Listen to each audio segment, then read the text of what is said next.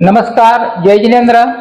मी doctor Suryakant Shantilal Joshi, city बाजारचे मी owner आहे आणि फलटण शहराचे व्यापारी भाजप व्यापारी आघाडीचा मी अध्यक्ष आहे। डॉक्टर साहेब बोला। तुम्ही माजी खासदार रणजित नाईक निंबाळकर आणि शमशेर नाईक निंबाळकर यांचे विश्वासू सहकारी म्हणून आज भाजपमध्ये काम करत आहात। गेल्या काही दिवसांमध्ये भाजपाकडे व्यापारी वर्ग जास्त मोठ्या प्रमाणामध्ये जात आहे, याचं संपूर्ण श्रेय तुम्हाला जातं। मात्र व्यापाऱ्यांनी काही अपेक्षा व्यक्त केल्या आहेत, याबाबत आपण काय सांगाल? सध्या फलटण व्यापार बाजारपेठेमध्ये जी मरगळ आलेली आहे, जे उद्योगधंद्याला अजिबातच चालना नाहीये। गेल्या 5-25 वर्षाचा जर इतिहास पाहिला, जशी मारवाड पेठ, बारसकर गल्ली, शुक्रवार पेठ ही व्यापाऱ्याची केंद्रस्थान होती आणि या ठिकाणी बाहेरून लोक खरेदीसाठी येत होती। जसं की सातवाडीवरून येत असतील, लोणीवरून येत असतील, खंडाळा करून येत असतील, खटाव, पुसेगाव इकडून सुद्धा परिसरातून लोक आपल्याकडे खरेदीला यायचे। पण ह्या 5 ते 10 वर्षात फलटण ही अक्षरशः उतार अवस्थेला लागलेली बाजारपेठ झालेली आहे। अजिबात व्यवसाय नाहीये। इथले व्यावसायिक बाहेरगावी जाऊन व्यवसाय करू लागलेले आहेत। तर ह्याला जर ऊर्जित अवस्था आणायची असेल तर माननीय खासदार रणजित दादा निंबाळकर हे एकमेवच पर्याय आहे।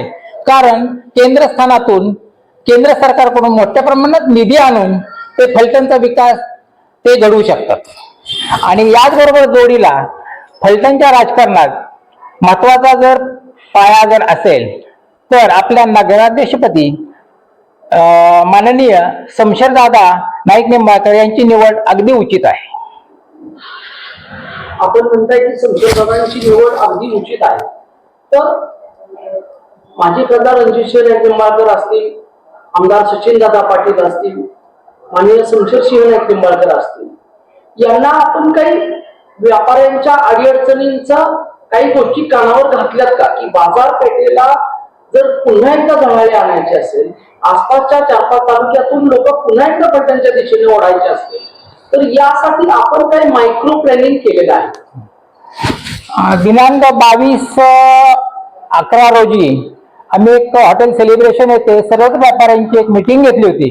त्यामध्ये प्रामुख्याने जैन व्यापारी 450 जैन व्यापारी तिथे हजर होते आणि त्यामध्ये आम्ही एक माननीय रणजितदादा नाईक निंबाळकर आणि आमदार साहेब यांना सचिन पाटील यांना एक निवेदन दिलेलं आहे की व्यापाऱ्यांच्या अडचणी काय असू शकतात की जेणेकरून व्यापाऱ्यांचा इथं व्यवसाय वाढेल, की जेणेकरून इथं फलटणमध्ये जास्त अडचण आहे ती पार्किंगची।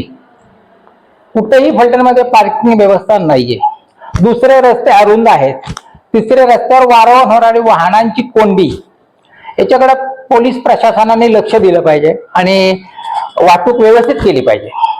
तिसरं, इथं शौचालयाची मूलभूत व्यवस्था नाहीये, ती कोपऱ्यात कुठंतरी 5 ठिकाणी 6 ठिकाणी व्यवस्था करावी की जेणेकरून जनतेची सुविधा ही उपलब्ध होऊ शकेल। त्यानंतर फलटण शहरामध्ये CCTV प्रत्येक ठिकाणी बसावेत जेणेकरून चोरीला आळा बसेल। जे जुने CCTV आहेत ते दुरुस्त करावे, त्याची एक व्यवस्था एखाद्या चांगल्या व्यवसायावाल्याकडे द्यावी की जेणेकरून ती यंत्रणा 2-3-4 वर्ष नीट चालेल आणि चोरीचा प्रादुर्भाव कमी होईल।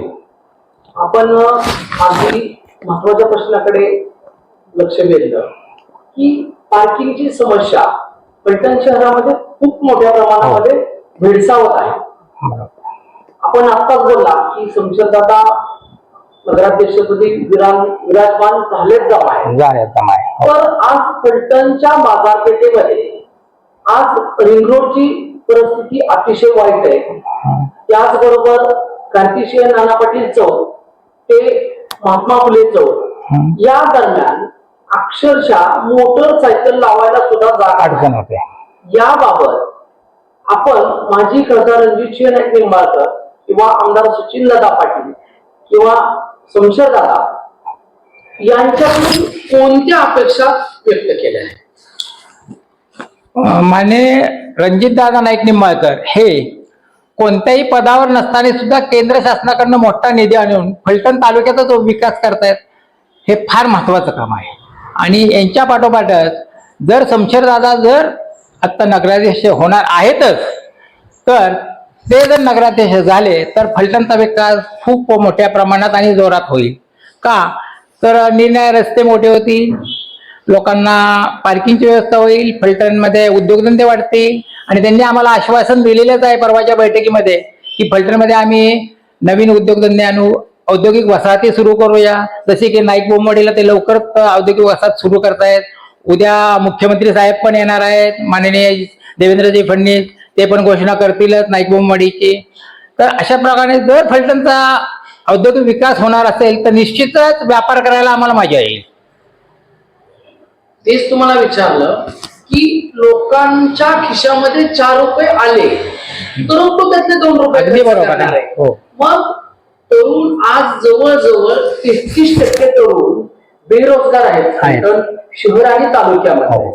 तर हे लोक अगदी किरकोळ पैशामध्ये लोक काम करतात. हो. आता साधारण अगदी कमीत कमी 25,000 रुपये पर हेड उत्पन्न झालं पाहिजे. यासाठी तरुण असतील, तरुणी असतील, त्यांच्या बेरोजगारीचा प्रश्न आहे MIDCच्या माध्यमातून सोडवलं पाहिजे. निकाली निघेल असं आपलं मत आहे. अगदी बरोबर. परंतु विरोधक असं म्हणतात की गेली अनेक वर्ष झालं की तिथं फक्त बोर्ड लावलाय, हे प्रत्यक्षात कधी स्वप्न पूर्ण होईल?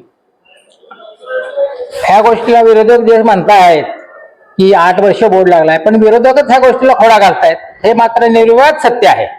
आणि जर फलटणला हे औद्योगिक वसाहत वाढेल, जसं की रणजितदादांनी स्वराज ॲग्रो सुरू केली, साखर कारखाना, डिस्लरी सुरू केलेली आहे, त्यामुळे फलटणचा बऱ्यापैकी विकास झालेला आहे आणि तरुणांना पण रोजगार मिळाला आहे. तसंच नाईक बोंबवाडीला जर MIDC झाली तर अजून सुद्धा 10,000 लोकांना व्यवसाय मिळेल आणि फलटणचा निश्चितच उत्कर्ष होणार आहे. आता अगदी 2 दिवसावर निवडणूक आली. हो. आपण जैन बांधव आणि व्यापारी असोसिएशनला काय अपील कराल? 2 दिवसापूर्वीच आमच्या सर्वच जैन व्यापाऱ्यांनी भाजपकडे प्रवेश केलेला आहे रणजितदादांच्यावर विश्वास ठेवून. कारण फलटणला जर विकास करायचा असेल आणि येथील फलटणचा उद्योगधंदा जर वाढवायचा असेल तर माननीय रणजितदादा निंबाळकरांशिवाय पर्याय नाही, हे मी 10 वेळा ठासून सांगेन. कारण त्यांच्यासारखं प्रगल्भ आणि विकासाच्या मार्गाने जाणारं कुठलंही नेतृत्व आजपर्यंत मी पाहिलेलं नाहीये. अल्पावधीत त्यांनी 2.5 ते 3 वर्षात फलटणचा खूप काही कायापालट केलेला आहे आणि तो एकमेवच पर्याय धरूनच आम्ही त्यांच्या मागे गेलो. धन्यवाद.